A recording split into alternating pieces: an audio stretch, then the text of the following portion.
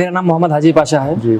मैंने inter complete करने के बाद government ITI Shanti Nagar Vijayanagar college में इलेक्ट्रॉनिक्स मैकेनिक ट्रेड में एडमिशन लिया था। ओके। 2 साल मेरा कोर्स कंप्लीट होने के बाद जैसे यहाँ पे जॉब मिला था, यहाँ पे जॉब मिला, कहीं पे भी जॉब मिला तो वहाँ पे जाके रजिस्ट्रेशन किया हो। हाँ। उसके बाद 2-3 कंपनी के लिए इंटरव्यू के कॉल आए मुझे।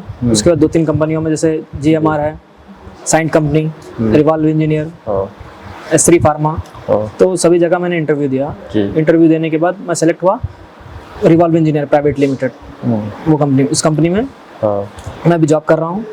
इंटर्नशिप जॉब कर रहे हैं आप? Revolve engineer private limited, Sanath Nagar में, हैदराबाद में। ठीक है। तो जैसे ITI आपने कब पास की थी? 2022 में एडमिशन। ITI स्टूडेंट को क्या इंस्पिरेशन देना मतलब चाहते हैं, क्या बताना चाहेंगे ITI मतलब ITI का कोई बच्चा जैसे कि ITI पास आउट होता है तो आप उन्हें क्या बताना चाहेंगे? तो जैसे ITI जब चल रहा है तो तब अच्छी तरीके से पढ़े। ओके। उस कंप्लीट होने के बाद वो पूरा जो रिकॉर्ड देते हैं वो रिकॉर्ड कंप्लीट करे। ओके। और जहाँ पे इंटरव्यू जा रहे हैं उसके बारे में वो कौन सी कंपनी है और उसके बारे में नॉलेज होनी चाहिए। ठीक है। जैसे उसने क्वेश्चन किया हमारी कंपनी क्या करती है, तो उसके बारे में उसे पता होना चाहिए। और वहाँ वो किस पोजीशन पे जा रहा है, जैसे टेक्नीशियन है, हेल्पर है, जैसे कोई भी पोजीशन पे जा रहा है वो, तो उसके बारे में नॉलेज होनी चाहिए। इलेक्ट्रिशियन थी? Electronics mechanic. तो जैसे कोई बच्चा इलेक्ट्रॉनिक्स डिपार्टमेंट में हो, तो कुछ नॉलेज बताएंगे उसके बारे में कि क्या क्या करना चाहिए, क्या क्या आता है उसमें, सिलेबस टाइप ऐसा कुछ? जैसे सिलेबस टाइप में होता है, क्योंकि जब वो ITI में होगा तो उसको इतनी सारी नॉलेज नहीं होगी, है ना? तो कुछ आप बताएंगे जिससे सिलेबस, जो सिलेबस होता है सिलेबस के हिसाब से। और जैसे कि आपने ITI पास आउट किया तो उसके बाद आपने CTI भी किया था? नहीं, NSTI के लिए मैंने अप्लाई किया था। फिर क्या हुआ था? नहीं आया था मुझे। आपका नाम नहीं आया था? नहीं आया था। तो फिर आपने डायरेक्ट ITI के बाद कंपनियां ज्वाइन मतलब वो इंटरव्यू देना चालू किए? हाँ, जहाँ पे जब चल रहा है वहाँ पे इंटरव्यू देना चालू किया। ओके। तो देने के बाद ये कंपनी में मैंने बात किया। इंटरव्यू में सेलेक्ट होने के बाद वो लोग पूछे सैलरी कितना चाहिए, तो मैंने इतना चाहिए सैलरी बताया। क्योंकि मैं ये सवाल आपसे इसलिए पूछ रहा हूँ क्योंकि ITI के बाद लोग बच्चे कंफ्यूज होते हैं कि उन्हें क्या करना चाहिए, कि वो NSTI ज्वाइन कर लें या फिर किसी कंपनी में काम करने लगे, या फिर उन्हें इतना ज़्यादा पता नहीं रहता है, तभी मैं आपसे ऐसा कुछ पूछ रहा हूँ। अब जैसे उन्हें अब जॉब भी जैसा उनका इंटेंशन है, अगर आगे पढ़ना है तो NSTI ज्वाइन कर सकते हैं, उससे फर्दर एजुकेशन के लिए जा सकते हैं, हाईएस्ट एजुकेशन के लिए। अगर नहीं उसके बाद उन्हें जॉब करनी है तो इंटर्नशिप के लिए करें। ठीक है। उसके बाद वो इंटर्नशिप जैसे कंप्लीट होती है उसके बाद वो लोग जॉब स्टार्ट कर सकते हैं। आपने अप्रेंटिस भी किया है शायद? नहीं, इसी चल रहा है मेरा अप्रेंटिसशिप चल रहा है अभी, चल रहा है करंट, तो ऑन जॉब दे रहे हैं उसमें। ओके। जो सैलरी ऑन जॉब वाले को देते हैं अभी वो मुझे इंटर्नशिप में दे रहे हैं, अप्रेंटिस वाले। हाँ। तो ठीक है सर, जैसे मैं पूछना चाहूँगा आपसे कि ITI के बाद जैसे आपने अप्रेंटिस की है, तो मोस्टली लोगों को 8,500 या 9,000 की समथिंग कुछ मिलता है। तो आपको इतना ज़्यादा क्यों मिल रहा है? जैसे मैंने उस टॉपिक के बारे में मुझे नॉलेज थी और मैंने बाहर उसके बारे में सीखा था। ठीक है। जैसे वो कंपनी क्या करती है, उसमें क्या बनता है, एक्सपीरियंस बेस पे। हाँ, जैसे थोड़ा जैसे स्टडी जब होता है ना, तो जब कॉलेज के बाद बाहर मार्केट में जो चलता है एक्सपीरियंस जो भी उसके बारे में मैंने स्टडी की थी। तो वो चीज़ कैसे चलती है, उसका कनेक्शन कैसा दिया जाता है, अगर कुछ प्रॉब्लम है तो उसे कैसे सॉर्ट आउट किया जाता है, तो उसके बारे में मैंने थोड़ा एक्सपीरियंस। जैसे ITI ज्वाइन होने से पहले मुझे ये ट्रेड है और मुझे इसमें एक्सपीरियंस चाहिए, बल्कि मैंने उससे पहले भी उससे प्रैक्टिस चल रही थी मेरी। ITI से पहले जैसे एडमिशन लेना था ना, तो जहाँ पे भी जाओ तुमको काम आता है, मगर सर्टिफिकेट पूछते हैं तो पहले से आपका माइंडसेट था कि मतलब कैसा मतलब पढ़ना है, क्या करना है, ये पढ़ना है, ये कंप्लीट होने के बाद मुझे यहाँ पे जॉब करनी है, ऐसा अगर मिलेगी तो यहाँ पे, नहीं तो DRDO में जैसे होती है। DRDO में तो नहीं आई, जैसे कास्ट रिजर्वेशन बेस है तो उसमें नहीं आने की वजह से मैंने प्राइवेट कंपनी को प्रेफर किया। वैसे आपका पर्पस था कि मुझे सरकारी में स्टेबल जिंदगी चाहिए, हाँ, जैसे वो नहीं हुआ तो फिर आपने कहा प्राइवेट ज्वाइन करते हैं।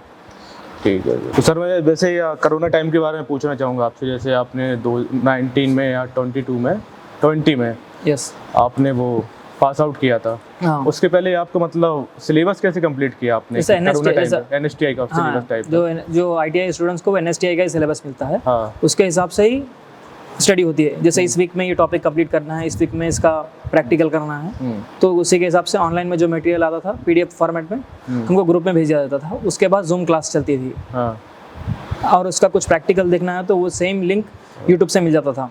NSTI का जब पूरा सिलेबस खत्म होने के बाद इस टॉपिक के ऊपर ये यूट्यूब पे ये वीडियो है, तो वो कंप्लीट वो वीडियो देखने के बाद उस पर समझ में आता था, नोट्स प्रिपेयर करके नेक्स्ट फर्दर प्रोसीजर उसका। तो सर जैसे मैं पूछना चाहूँगा, जैसे कोरोना टाइम था, काफ़ी मतलब परेशान थे बच्चे, सभी लोग परेशान थे, मैं भी परेशान था। जैसे कि मैंने भी अपना कोरोना टाइम की मतलब 2 साल का बैग गल गया था मुझे। फिर मैंने 2022 में ITI पास आउट करके यहाँ पे आया हूँ।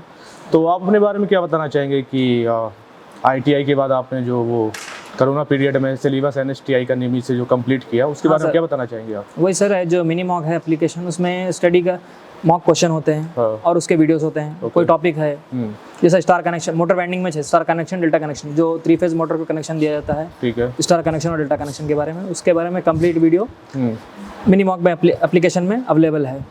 और यूट्यूब पे भी हर टॉपिक के बारे में अवेलेबल है जो एप्लीकेशन में समझ में आता है। अच्छा, यूट्यूब पे सिलेबस था आपका निमी के अकॉर्डिंग था क्या? हाँ, मिनी के अकॉर्डिंग और NSTI के अकॉर्डिंग दोनों सिमिलर होता है, जस्ट थोड़ा 90-20 का डिफरेंस होता कुछ है। वो निमी से या ऐसा कुछ आपने दोनों से मिक्स ऐसे होकर अपने आप को मतलब आपने स्टेबल किया? हाँ, हाँ, जो एवरीडे मिनी मॉक टेस्ट में जो टेस्ट होता है वो टेस्ट एवरीडे प्रिपेयर ले।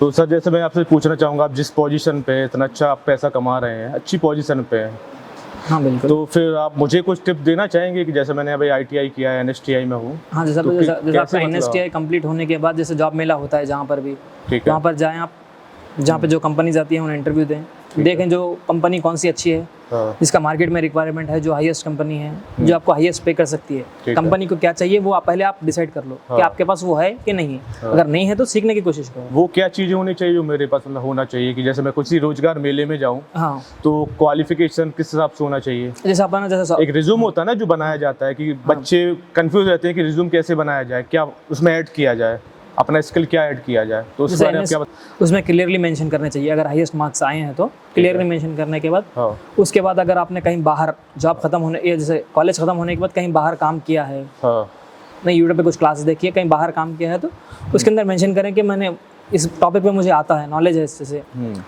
मोटर सपोज इलेक्ट्रिकल में मोटर वाइंडिंग है, तो वाइंडिंग आप बाहर जाके करना सीखेंगे तो आपको समझ में आएगा मोटर वाइंडिंग कैसे होती है। ठीक है, अब वही आप अब जैसे आपका ट्रेड है फिटर, तो वही ट्रेड के हिसाब से आप बाहर कोई कंपनी में जाएंगे तो फिटिंग के बारे में आपको नॉलेज देगा सर। फिटर के बारे में जैसे फायर एक्सटिंग्विशर होता है, जहाँ पे वाटर यूज होता है, वहाँ पे बेंड किस तरह लगाया जाता है। अगर ऐसे कोई कंपनी से भी हैदराबाद में वाइल्ड क्राफ्ट है, माइक्रोन से बहुत सारी प्राइवेट कंपनियां हैं जो बड़ी बड़ी बिल्डिंग्स बनाती हैं, तो उसमें आपको इजीली एक्सपीरियंस हो जाएगा और वो एक्सपीरियंस सर्टिफिकेट भी देंगे। अगर आप कॉलेज कंप्लीट करने के बाद जाएंगे तो, या कॉलेज के बाद भी अगर बाहर कोई छोटी मोटी कंपनी में है तो आप समझ सकते हैं उसमें। जैसे मैं पूछना चाहूँगा आपका, जैसे वो दिमाग तो सेट तक मुझे सरकारी नौकरी करनी है, हाँ, तो आप अभी प्राइवेट में हो, हाँ, तो फिर आपको थोड़ा वो ऐसा होता नहीं है कि मतलब यार सरकारी नहीं मिली, अभी प्राइवेट कर रहा हूँ?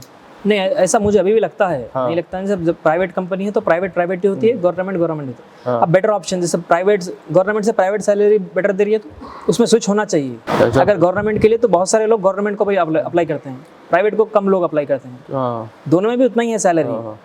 गवर्नमेंट क्या है जैसे सेफ जॉब रहती है। क्योंकि ये मेरा सवाल नहीं है, बहुत से सारे बच्चों का सवाल है कि सभी चाहते हैं कि मुझे सरकारी नौकरी मिले, है ना। अब किसी कारणवश या वो भीग रहते हैं पढ़ाई में या फिर कुछ प्रॉब्लम आ जाती है तो उन्हें नहीं मिल पाती सरकारी नौकरी। तो कुछ मतलब आप जैसे इंस्पायर लोग हैं जो प्राइवेट सेक्टर में जॉब कर रहे हैं, तो कुछ और बताना चाहेंगे उसके बारे में? हाँ, तो जब तक आपको गवर्नमेंट नहीं मिलती, प्राइवेट में आप ट्राई करते रहें, उसमें एक्सपीरियंस लें, फिर बाद में गवर्नमेंट में आप जा सकते हैं।